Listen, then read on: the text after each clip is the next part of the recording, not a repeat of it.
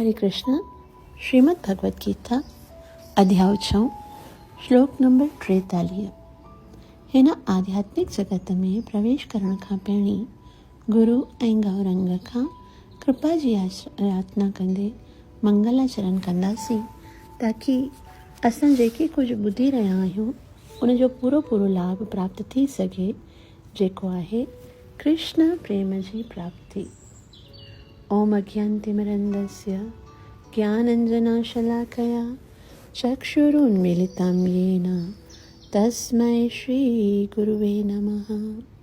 श्रीचैतन्यमनोभीष्टं स्थापितं येन भूतले स्वयं रूपः कदा मह्यं ददाति स्वपदान्तिकं। वन्देऽहं श्रीगुरुः श्रीयुतापदकमलं श्रीगुरून् वैष्णवांश्च। श्रीरूपं साग्रजातं सहगण रघुनाथान् वितं तं सजीवं साद्वैतं सावधूतं परिजनसहितं कृष्णचैतन्यदेवं श्रीराधा कृष्णपादान् गणललिता श्रीविशाखान्वितांश्च। हे कृष्ण करुणा सिन्धु दीनबन्धु जगत्पते गोपेश गोपिका कान्ता श्रीराधाकान्त नमोस्तुते। तप्त काञ्चन गौरङ्गे राधे वृन्दावनेश्वरी वृषभानुसुते देवी प्रणमामि हरिप्रिये। वाञ्छाकल्पतरुभ्यश्च कृपा सिन्धुभ्यैव च पतितनां पावनेभ्यो वैष्णवेभ्यो नमो नमः। श्रीकृष्ण चैतन्य प्रभु नित्यानन्द श्री अद्वैत गदाधर श्रीवासदि गौरभक्तवृन्द। हरे कृष्ण कृष्ण कृष्ण हरे हरे, हरे राम राम राम हरे हरे। ग्रंथराज श्रीमद् भगवद गीता मात जी जय। अध्याय 6 जंहिंजो नालो आहे ध्यान योग। श्लोक नंबर 43।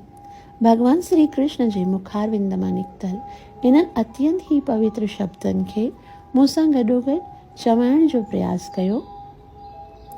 भगवान चवनि था, तत्र तं बुद्धि संयोगं लभते पौर्वदेहिकं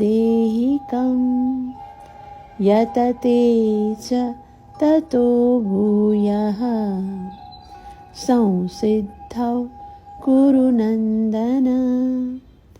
तत्र तं बुद्धि संयोगं लभते पौर्वदेहिकं यतते च ततो भूयः संसिद्धिं कुरु नन्दन।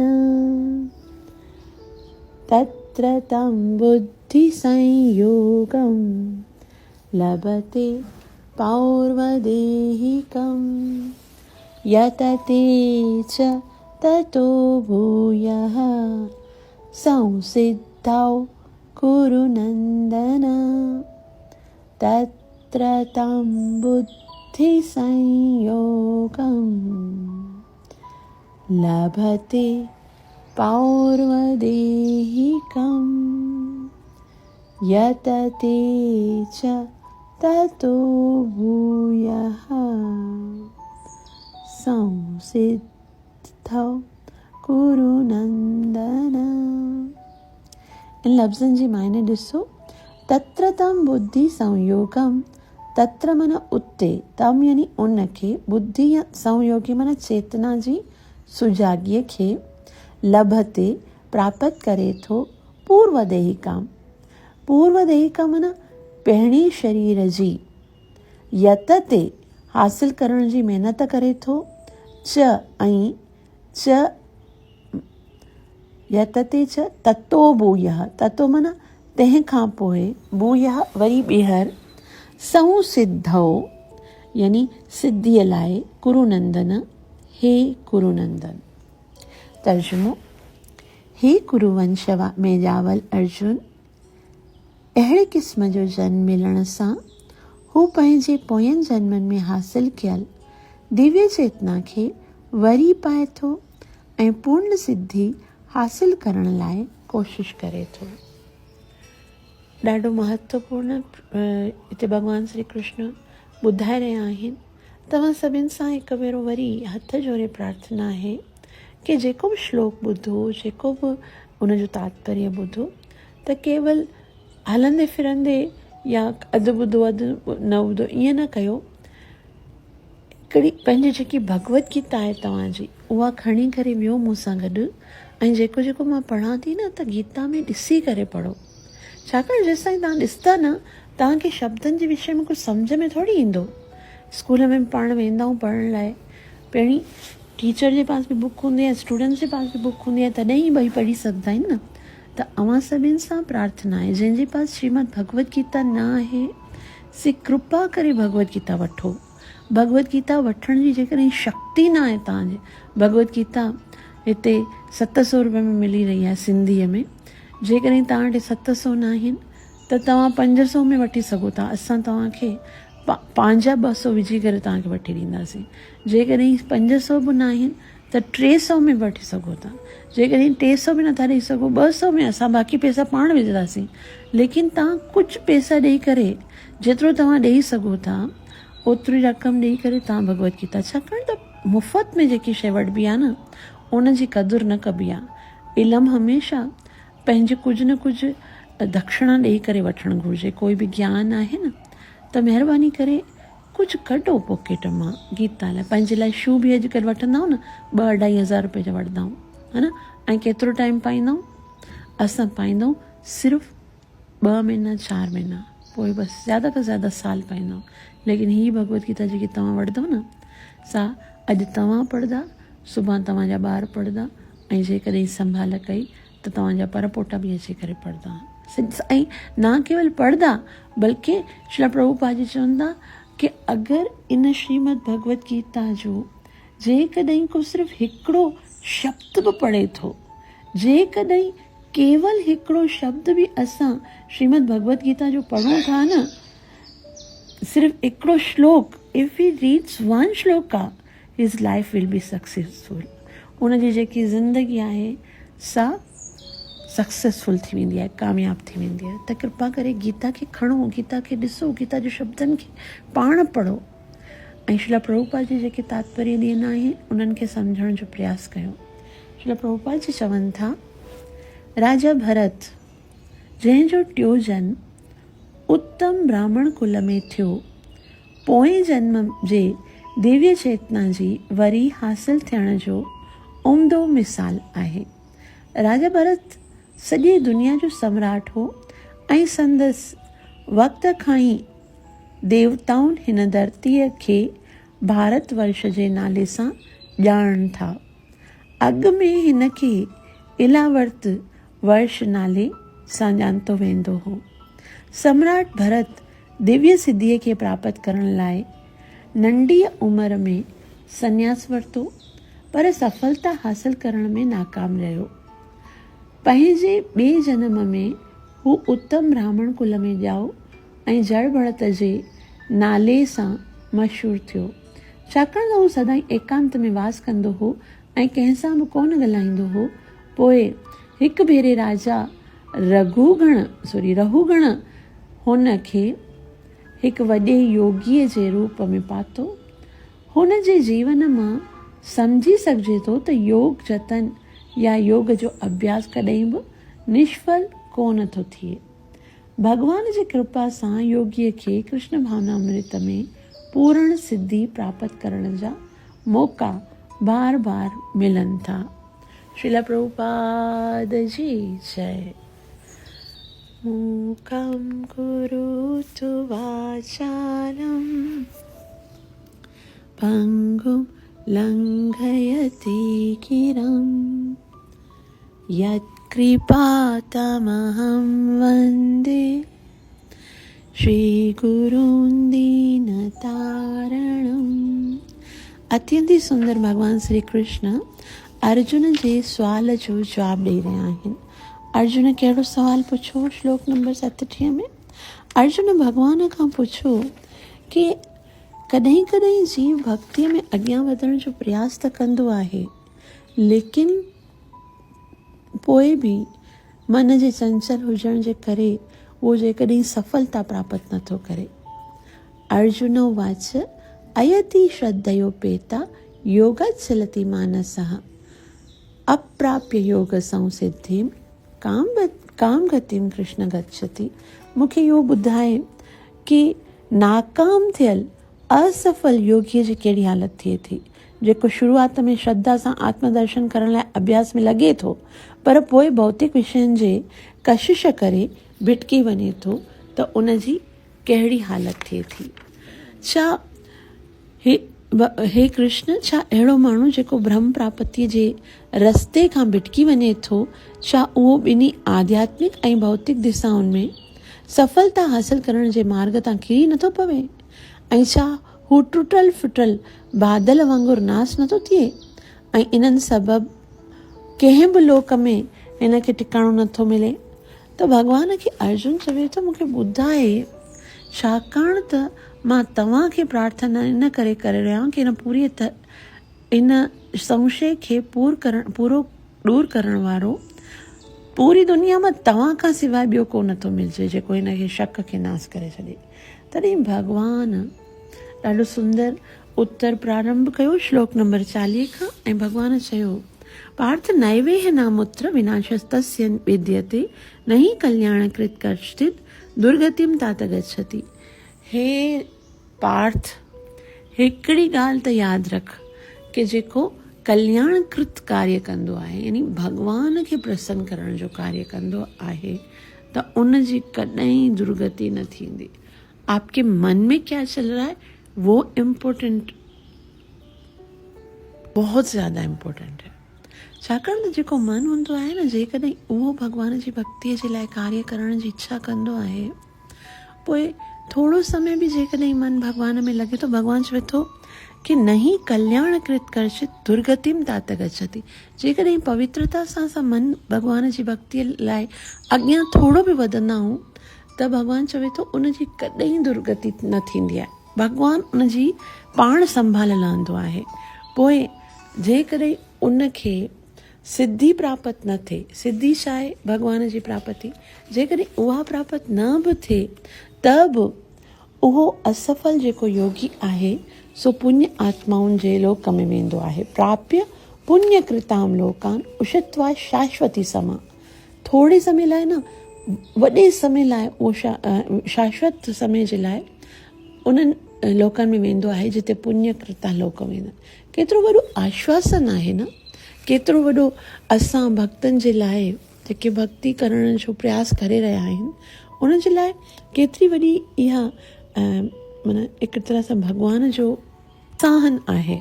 भगवान केतिरो न असांखे उत्साह ॾेई रहियो आहे कि भली तव्हां फेल बि थी वञो, भक्तीअ में जेकॾहिं तव्हां फेल बि थी वेंदा न, त बि तव्हांखे दुर्गति न थींदी। पोइ किथे वेंदा? पुण्य कृताम लोकान। केतिरे समय ताईं पुण्य कृताम लोकान? उते रही करे पोइ वरी अमीर घराणे में पवित्र धर्मात्मा माण्हुनि जे विच में तव्हांजो जनम थींदो। ऐं उन जनम थियण खां पोइ बि तव्हां उते वरी सुठे तरीक़े सां पंहिंजी भक्ति करे सघो था। लेकिन जेकॾहिं सुठे कुल में जनम थिए बि वञे थो अमीर माण्हुनि जे विच, त बि कोई गारंटी न आहे। छाकाणि त जेसि ताईं असांजी इच्छा पंहिंजी न थींदी न, तेसि ताईं असां न कंदासीं, है न। छाकाणि त हाणे ॾिसो, कोई रईस घरनि में पैदा थिया आहिनि, भले उहे पुराणे जन्म में भक्ति करे आया आहिनि, लेकिन उन्हनि खे इन जन्म में छाकाणि त घणी लग्जरियस लाइफ मिली आहे, त अपराध करण जा मौक़ा ज़्यादा मिलंदा आहिनि भक्ति करण सां। तंहिं करे उहे कॾहिं भिटकी बि सघनि था। तंहिं करे भॻवानु चवे थो, अगरि कोई भक्तीअ में घणो अॻियां वधण खां पोइ उनजो पतन थियो आहे, अथवा योगी नामेव कुले भवती धीमता, एतद्धि दुर्लभतरम लोके जन्म यदीदृशम। पोइ उहो योगियनि जे कुल में जनम वठंदो आहे ऐं अहिड़ो जनम एतद्धि दुर्लभतरम, अहिड़ो जनम वठणु हिन संसार में ॾाढो ॾुखियो आहे। भक्तनि जे घर में जनम वठणु एतिरो ॾुखियो आहे जेतिरो इंद्र बणजण बि ॾुखियो न आहे। छाकाणि त हिकिड़ो त भगत वीचारा शादी न कंदा आहिनि, ब्रह्मचारी रहंदा आहिनि। अगरि शादी बि कनि त ॿार न कंदा आहिनि, हिकिड़ो या ॿ ॿार हूंदा आहिनि बसि। ऐं एतिरा थोरा भक्त हूंदा आहिनि। पहिरीं खां ई भॻवानु चए मनुष्यनि मां कोई हिकिड़ो हूंदो आहे हज़ारनि मां जेको भक्ति रस्ते ते हलंदो आहे, उन मां बि हिकिड़ो हूंदो आहे जेको मुंहिंजो भगत बणजंदो आहे। त पोइ अहिड़नि भक्तनि जे घर में जेके पंहिंजे लेखे हिकदमि घटि आहिनि, उन्हनि खे प्राप्त करणु ॾुखियो आहे, त उन्हनि जे घर में ॿार जेको ॼमंदो सो केतिरो उन्हनि माना उनजी पोइ साधना केतिरी परफेक्ट हूंदी, जंहिंजे करे भॻवानु उनखे अहिड़े घर में जनम ॾिनो आहे। पोइ भॻवानु अॼु वारे श्लोक में चवनि था कि तत्र तम बुद्धि संयोगात्। बुद्धि संयोगात् मतिलबु अहिड़ी जाइ ते जॾहिं उहो जनम वठंदो आहे तॾहिं उनजी चेतना जी जागृति थींदी आहे। छाकाणि त उनखे एसोसिएशन अहिड़ी मिलंदी आहे, सभु घर में माता पिता भगत आहिनि, उन्हनि जा जेके रिलेटिव आहिनि से भगत आहिनि, जिते अचणु वञणु उथर वेहणु आहे से भगत आहिनि। पोइ हिते भॻवानु तत्र तम उन जाइ ते बुद्धि संयोगात्, यानी उनजी चेतना जी जागृति थींदी आहे। ऐं पोइ लभते पौरदेहिकम। पौरदेहिकम मतिलबु पुराणे जन्म में उन जेतिरी भक्ति कई आहे न, असां उनखे वरी मिलंदी आहे, वरी उनखे ॿीहर यादि ईंदी आहे कि मूंखे अॻियां वधिणो आहे। इहो ईअं आहे जीअं जेकॾहिं कोई माण्हू निंड में सुम्ही पवंदो आहे त उनखे सभु कुझु यादि न रहंदो आहे, है न। कोई अगरि वॾो कोई बिज़नेसमैन आहे या वॾो कोई फैक्ट्री जो मालिक आहे, उनजे पास घणा ई ऑफिस में कम हूंदा आहिनि, लेकिन जॾहिं उहो घरु ईंदो आहे तॾहिं फ्रेश थी करे रोटी खाई करे सुम्ही पवंदो आहे। ऐं जॾहिं सुम्ही पवंदो आहे त उनखे शुरू में छा हूंदो आहे, हाणे सुम्हण जा बि 2 स्थितियूं आहिनि, अलॻि अलॻि स्थितियुनि में माण्हू सुम्हंदो आहे, 2 स्तर आहिनि। हिकिड़ो त जॾहिं माण्हू लेटंदो आहे अञा ताईं जागरण अवस्था में हूंदो, तॾहिं सोचींदो आहे, जॾहिं बेड ते लेटींदो आहे न तॾहिं सोचींदो आहे मूंखे हे करिणो आहे, सुभाणे मूंखे एतिरे कस्टमरनि खे डील करिणो आहे, सुभाणे मूंखे इहे सभई कॉन्ट्रेक्ट साइन करिणा आहिनि, त इहे कार्य करिणा आहिनि। त तंहिं टाइम ते उहो जागृत हूंदो आहे, ॾिसण में लॻंदो आहे सुम्हे थो पियो, लेकिन अञा ताईं उनजी कॉन्शियसनेस जागृत हूंदी आहे। थोरे समय खां पोइ जीव जेको आहे उहो बिल्कुलु उन स्वप्न जी अवस्था में वेंदो आहे। स्वप्न माना पोइ उहो एतिरी गहरी नींद न हूंदी आहे, लेकिन स्वप्न जी दुनिया हिकिड़ी नई क्रिएट कंदो आहे, जंहिंमें उहो पाण खे राजा सम्झंदो आहे, हिकिड़ी राणी हूंदी आहे ऐं सॼो घर जेको आहे सो धन माल सां भरियल आहे, या आनंद ई आनंद उन जीवन में जो बि उनखे ख्वाबु अचे थो पियो, ओड़ो सपने जी दुनिया में वेंदो आहे। ऐं पोइ उहो डीप स्लीप कंदो आहे, हिकदमि साउंड स्लीप, जंहिंमें न उनखे ख्वाबु थो अचे पियो, न उनखे क्या याददाश्त, उहो पाण खे बि भुलिजी वञे थो, मां केरु आहियां, पंहिंजो बिज़नेस, पंहिंजो कारोबार, पंहिंजा माता पिता, सभु कुझु भुलिजी वेंदो आहे। लेकिन त जॾहिं मनुष्य हिकदमि गहरी निंड में हूंदो आहे तॾहिं उनखे सभु कुझु विसरी वेंदो आहे। मां केरु आहियां, मां कंहिंजो पुटु आहियां, मां कहिड़ो कमु कंदो आहियां, डॉक्टर आहियां, इंजीनियर आहियां, सभु भुलिजी वेंदो अथसि उनखे। ऐं जॾहिं वरी सुबुह जो जीव जागण वारो हूंदो आहे तॾहिं डायरेक्ट सां जागंदो न आहे, वरी स्वप्न अवस्था में ईंदो आहे। असांखे कॾहिं कॾहिं कीअं हूंदो आहे कि सुबुह जागण जे टाइम ते वरी सुपिनो ईंदो आहे, वरी माना असांजी निंड कची स्वप्न अवस्था में ईंदा ऐं पोइ जागरंदा। ऐं इहा केतिरी हैरत अंगेज़ ॻाल्हि आहे, केतिरी अजीब ॻाल्हि आहे। इहा निंड जेकी आहे न, सा भॻवान जी सभ खां वॾी कृपा आहे। भॻवान त असांजे जीवन में एतिरियूं कृपाऊं कयूं आहिनि जेको असां ॻणे थोरा भॻवान ॻाए बि नथा सघूं। लाहण जी त दूर ॻाल्हि आहे, असांजे पास एतिरी शक्ति न आहे कि उन जा थोरा ॻाए सघूं। ऐं सोचो यदि जीव खे निंड न अचे हा, अगरि असांजे जीवन में निंड न हुजे हा, त असांजो जीअण केॾो ॾुखियो, जीवन में कॾहिं कष्ट हूंदा आहिनि, के रोग हूंदा आहिनि, कंहिंजा प्यारा मरी वेंदा आहिनि, कंहिंजे साथ वॾा हादसा थींदा आहिनि, उहे जॾहिं उन्हनि जे साथ गुज़रंदो आहे न अहिड़ो ॾुखियो समय, तॾहिं उनखे असां चवंदा थोरी देरि सुम्ही पई करे उहो थोरो फ्रेश थी वेंदो आहे। ऐं जॾहिं उहो फ्रेश थी वेंदो आहे तॾहिं उहो जॾहिं जेसि ताईं सुम्हियो हूंदो आहे तेसि ताईं उनखे पंहिंजो ॾुख यादि न ईंदो आहे, छाकाणि त उनखे यादि न आहे त पोइ उहो रिलैक्स थींदो आहे। ऐं सोचो कंटिन्यूस जेकॾहिं कंहिंजी प्यारे जी डेथ थी वई हुजे, कंहिंजे साथ हादसो थियो हुजे, कंहिंजो नुक़सानु कंटिन्यूस यादि करे करे करे करे करे त चरियो थी वञे उहो। उन ई तरह सां कंटिन्यूस असांजो शरीर कार्य करे करे करे करे त एतिरो थकिजी पवे, लेकिन भॻवान जी कृपा सां जॾहिं निंड ईंदी आहे तॾहिं सॼी थकावट दूरि थी वेंदी आहे। घणा ई त अहिड़ा माण्हू बि हूंदा आहिनि जेके चवंदा आहिनि असांखे निंड ई नथी अचे, उन्हनि जे जीवन में एतिरी थकान हूंदी आहे, लेकिन भॻवानु असां ते कृपा कंदो आहे। ऐं उन खां वॾी कृपा कहिड़ी आहे, निंड जे समय त सभु भुलिजी वेंदा आहियूं, ऐं जॾहिं जाॻंदा आहियूं त सभु कुझु वरी यादि ईंदो आहे। मां कंहिंजो पुटु आहियां, मां कंहिंजो पति आहियां, मां कंहिंजो पिता आहियां, ऐं मूंखे कहिड़ा कहिड़ा कार्य करणा आहिनि, मां बिज़नेसमैन आहियां, केतिरे माण्हुनि सां मूंखे डील करिणो आहे। ऐं जीअं निंड में ॾींहं ऐं राति जो अंतर हूंदो आहे, जीअं राति जो सुम्हंदा आहियूं, ॾींहं जो उथंदा आहियूं, वरी सुबुह थींदी आहे, त एतिरो ई डिफरेंस हूंदो आहे, विच में एतिरो ई अंतर हूंदो आहे ॾींहं ऐं राति जो। त असां सुबुह उथूं त असांखे सभु कुझु यादि रहंदो आहे। उन ई तरह सां जॾहिं मृत्यु ईंदी आहे न, त मृत्यु में ॿिनि जन्मनि जो अंतर हूंदो आहे। माना अॼु जन्म आहे, सुबुह मृत्यु थींदी त सम्झ निंड में हली वियासीं, वरी ॿीहर जनम यानी ॿीहर ॾींहुं आयो आहे, राति आहे, मृत्यु।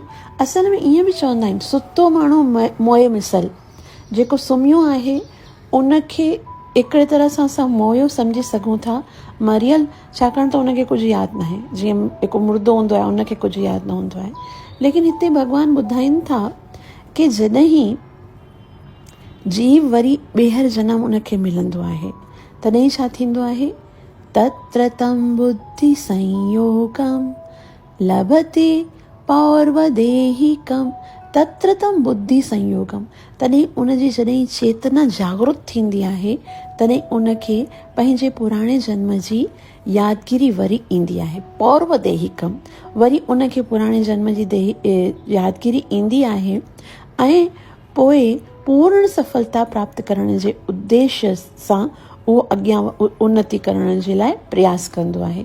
इहो इन ई तरह सां आहे, जीअं असांखे अकाउंट में जेकॾहिं पैसा जमा कयूं ऐं पोइ वरी असांखे भुलिजी वञे, मतिलबु असांखे यादि ई न रहे कि असां कुझु पैसा जमा कराया आहिनि, घणा ई साल थी वञनि, असांजे पास अकाउंट नंबर बि न हुजे, चेकबुक बि न हुजे, कोई सबूत बि न हुजे, असांखे लेकिन इन जो मतिलबु इहो न आहे त तव्हांजो अकाउंट में जेके पैसा आहिनि से ख़तमु थी वेंदा, उहे त रखिया ई हूंदा न, उहे त बल्कि फ्रीज़ डिपोज़िट पे हली वेंदा, अञा वधंदा। उन ई तरह सां जीअं असांजी भक्ति जेकी हूंदी आहे, सा बि असांजो भक्ति बैंक जो जेको अकाउंट आहे न, उहो कॾहिं बि ख़तमु न थींदो आहे, उनजो क्रेडिट कॾहिं बि घटि न थींदो आहे। ऐं जीअं जीअं जीव भले केतिरो बि अॻियां निकिरी वञे, केतिरा ई जनम वठे, पर पोइ उनजी भक्तीअ जो अकाउंट ख़तमु न थींदो आहे। ऐं जॾहिं उनखे कंहिं शुद्ध वैष्णव जो संग मिलंदो आहे, तत्र तं बुद्धि संयोगम, यानी चेतना जी जागृति कॾहिं थींदी आहे। जीअं नंढिड़ो ॿारु हूंदो आहे, उनखे विसरी वेंदो आहे कि मां केरु हुयसि पिछले जनम में, कुझु यादि न हूंदो, त असांखे बि यादि न हूंदो आहे। लेकिन धीरे धीरे धीरे जॾहिं वरी सर्कमटेंसिस अहिड़ा ईंदा आहिनि, ऐं जीव वरी, भॻवानु त हर वक़्तु कोशिशि कंदो आहे, भॻवानु कंटिन्यूअस कोशिशि कंदो आहे, कॾहिं शास्त्रनि जे रूप में, कॾहिं हृदय जे अंदरि चैत्य गुरुअ जे रूप में ॿुधाईंदो रहंदो आहे कि तव्हां मुंहिंजा ॿार आहियो, मुंहिंजा अंश आहियो, मूंसां मिली करे तव्हांखे आनंद ईंदो। ऐं भॻवानु कॾहिं गुरु मोकिलींदो आहे, कॾहिं शास्त्र में मोकिलींदो आहे, कॾहिं साधु मोकिलींदो आहे। असां मां केतिरा माण्हू अहिड़ा आहिनि जंहिं कॾहिं पाण कोशिशि न कई आहे, लेकिन भॻवान जी कृपा सां कोई अहिड़ो भगत असांखे मिलियो या कोई अहिड़ो शास्त्र अहिड़ो मिलियो जंहिंखे पढ़ी करे या जंहिं भक्त जो संग करे असां भक्तीअ में अॻियां वधियासीं। असां पंहिंजी ओर सां कोशिशि न कई, लेकिन असां जॾहिं सभु गॾु बि 4 दोस्त हुजनि, अगरि गॾोगॾु बि भक्तीअ में अचनि, तंहिंमां 4 मां हिकिड़ो जेको हूंदो आहे सो हिकदमि तीव्रता सां भक्ति कंदो आहे, हिकदमि तेज़ीअ सां बिल्कुलु इन्वॉल्व थी वेंदो आहे। भक्ति हर चीज़ बसि पंहिंजो फ़ौरन त्यागे छॾींदो आहे, फ़ौरन सां 16 माला जप कंदो आहे, फ़ौरन सां 4 नियम जो पालन कंदो आहे, ब्रह्मचारी बणिजी वेंदो आहे। ॿिया जेके हूंदा आहिनि धीरे धीरे उन्नति कंदा आहिनि। इन जो कारण छा आहे? छाकाणि त उन पोएं जन्म में जेकी भक्ति कई हुई न, सा एतिरी ज़्यादा हुई कि हाणे बसि उनखे छा करिणो आहे? भॻवानु चवंदो यतते च ततो भूय, पोइ उहो एतिरो यत्न कंदो आहे, प्रयास कंदो आहे ऐं वरी संसिद्धौ कुरुनंदन, पोइ वरी सफलता प्राप्त करण जे लाइ अॻियां वधंदो आहे। उन ई वजह सां उहो तीव्रता सां प्रयास करे रहियो आहे, तंहिं करे उनखे तीव्रता सां सफलता मिली रही आहे। भॻवान त हर समय सहायता कंदो आहे, हर समय कहिड़ी न कहिड़ी योजना बनाईंदो आहे त जीव उन जे पास अचे, लेकिन केवल भॻवान जी सहायता काफ़ी न आहे। भॻवानु गुरू मोकिलींदो आहे, भली असां गुरू बि करे वठूं, लेकिन इहा इन ॻाल्हि जी गारंटी न आहे। गुरू और भॻवानु जेकॾहिं असां उन्हनि जे शरण में आहियूं त इन ॻाल्हि जी त पक्का आहे कि असांखे भगवत प्राप्ति थींदी, लेकिन केतिरो जल्दी ऐं केतिरो देरि सां थींदी इहो असांजे मथां डिपेंडेड आहे। हिते असां श्रील प्रभुपाद जी ॾाढी सुंदर उत्तम मिसाल ॾिनी आहे महाराजा भरत जी। महाराजा भरत केतिरो न सुंदर शासन कयो, जो देवताउनि जे लोक में बि इन जेको इलावर्त पिणी चवायो वेंदो उनखे भारत वर्ष चयो वेंदो, लेकिन पोइ बि उन जे मन में हिकिड़ी हिरण जे प्रति आसक्ति थी वई ऐं उनखे वरी हिरण बणिजणो पियो। मतिलबु इन जो मतिलबु इहो न आहे कि असां भक्ति शुरू कयूं त बसि असां डायरेक्ट सां हली वेंदासीं भॻवान जे धाम में, न। भक्ति शुरू करण खां पोइ बि जेकॾहिं असांजे मन में, असांजे बुद्धीअ में कुझु ॿियो वस्तुअ खे प्राप्त करण जी ॿिए कंहिंजी आसक्ति या मोह अचंदो त पोइ ना जाने केतिरो समय लॻी वेंदो असांखे भगवत प्राप्तिअ जे लाइ। इन करे असांखे सीरियस थियणो आहे, असांखे सिंसियर थियणो आहे, सावधान रहणो आहे। जॾहिं असां नाम जप कयूं त एतिरो सावधानी सां कयूं कि असांखे इहो लॻे कि इहो हिकिड़ो ई साधन आहे जंहिंजे द्वारा मां भॻवान जे करीब वञी सघां त। जॾहिं असां हरे कृष्ण महामंत्र जप कयूं त ईअं न सोचूं कि बसि हिकिड़ी साधारण एक्टिविटी आहे, जीअं मां ॿिया कम कंदी आहियां ईअं बसि इहो महामंत्र जो जप बि मुंहिंजी हिकिड़ी एक्टिविटी आहे ऐं मूंखे इहे मालाऊं कंप्लीट करणियूं आहिनि। न, असांखे इहो सोचणो आहे कि बसि हिकिड़ो इहो ई त तरीक़ो आहे भगवत प्राप्तिअ जो, इहो ई तो तरीक़ो आहे मनुष्य जीवन खे सफल करण जो। तंहिं करे तीव्रता सां हिकिड़ो हिकिड़ो मंत्र जेको मुख मां निकिरे थो न, हरे कृष्ण कृष्ण कृष्ण हरे हरे, हरे राम राम राम हरे, इनखे एतिरो प्यार सां भाव सां असांखे चवणो आहे ताकी लॻे भॻवान खे कि हिनखे प्राप्त करण, मूंखे प्राप्त करण लाइ ही जप करे रहियो आहे त हिनखे भॻवानु पंहिंजी कृपा ज़्यादा कंदो। तंहिं करे असांजे जेतिरो जेतिरो प्रयास हूंदो आहे उन हिसाब सां भॻवान जी कृपा असांखे प्राप्त थींदी आहे। तंहिं करे असांखे पंहिंजे प्रयास में सावधान रहणो आहे। कॾहिं बि को अहिड़ो ॾींहुं न हुजणु घुरिजे जॾहिं असां पंहिंजो नाम जप न कयूं, कॾहिं बि को अहिड़ो ॾींहुं न गुज़रे जो असांजो 16 माला कंप्लीट न थियनि, कॾहिं बि को अहिड़ो ॾींहुं न गुज़रे जॾहिं असां पंहिंजी साधना न कयूं, भॻवान जो दर्शन न कयूं, भॻवान जी सेवा न कयूं। को अहिड़ो ॾींहुं न हुजे जो भॻवान खे भोग लॻाइण खां पहिरीं खाऊं। जेतिरो जेतिरो असां सिंसियर थींदासीं, जेतिरो जेतिरो असां सीरियस थी करे भक्तीअ में अॻियां वधंदासीं, ओतिरो ई जल्दी असां भॻवान खे प्राप्त कंदासीं। असांजे जीवन जो लक्ष्य भगवत प्राप्ति आहे। उन जे लाइ असांखे छा करिणो आहे? इन ई लक्ष्य खे पंहिंजे जीवन जो मक़सदु जेको आहे उनखे ई प्राप्त करण जे लाइ असांखे बिल्कुलु तीव्रता सां अॻियां वधणो आहे। जेतिरो जेतिरो असां सीरियस हूंदासीं, सिंसियर थी करे साधना कंदासीं, भॻवान जे और असांजे विच जी दूरी एतिरो ई जल्दी ख़तमु थींदी। तंहिं करे जेकॾहिं असां ढीला थी वेंदासीं, असां जेकॾहिं पंहिंजी साधना खे सीरियस न कंदासीं त पोइ भॻवान बि ॾिसंदो मज़ो थो पियो करे भले घणा साल कंदो, घणा जन्म ताईं कंदो। भॻवान खे कोई जल्दी न आहे, जल्दी असांखे हुजणु घुरिजे। छाकाणि त जेतिरो समय असां भॻवान खां दूरि हूंदासीं ओतिरो ई समय असां ॾुखी रहंदासीं।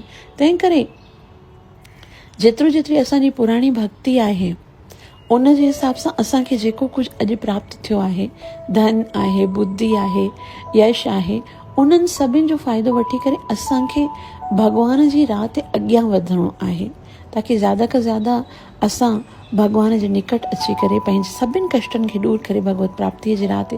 लेकिन जेतिरो जेतिरो असां ढीला रहंदासीं, कृष्ण भावनामृत अहिड़ी आहे, सम्झ में अची वञे, हिकिड़े ई खन में माण्हू भगत थी वञे, हिकिड़े क्षण में भगत थी वञे, ऐं सभई जेके संसारी वस्तू आहिनि से उनखे तुच्छ लॻंदियूं। लेकिन न सम्झ में आयो त घणा ई जन्म बीती वेंदा। तंहिं करे पंहिंजे जीवन खे सिक्योर करणु सिखणो आहे, पंहिंजी भक्तीअ खे सिक्योर करणु सिखणो आहे ऐं तीव्रता सां अॻियां वधणो आहे, ताकी असांखे जल्द खां जल्द पंहिंजे जीवन जो लक्ष्य प्राप्त थिए। तव्हां सभिनि जा लख थोड़ा जो एतिरो प्रेम सां ॿुधो अथव, कृपया मूंखे आसीस कयो त मां सीरियस थी करे पंहिंजी सेवा ऐं साधना करे सघां, ऐं मुंहिंजे लाइ प्रार्थना अवश्य कजो। हरे कृष्ण।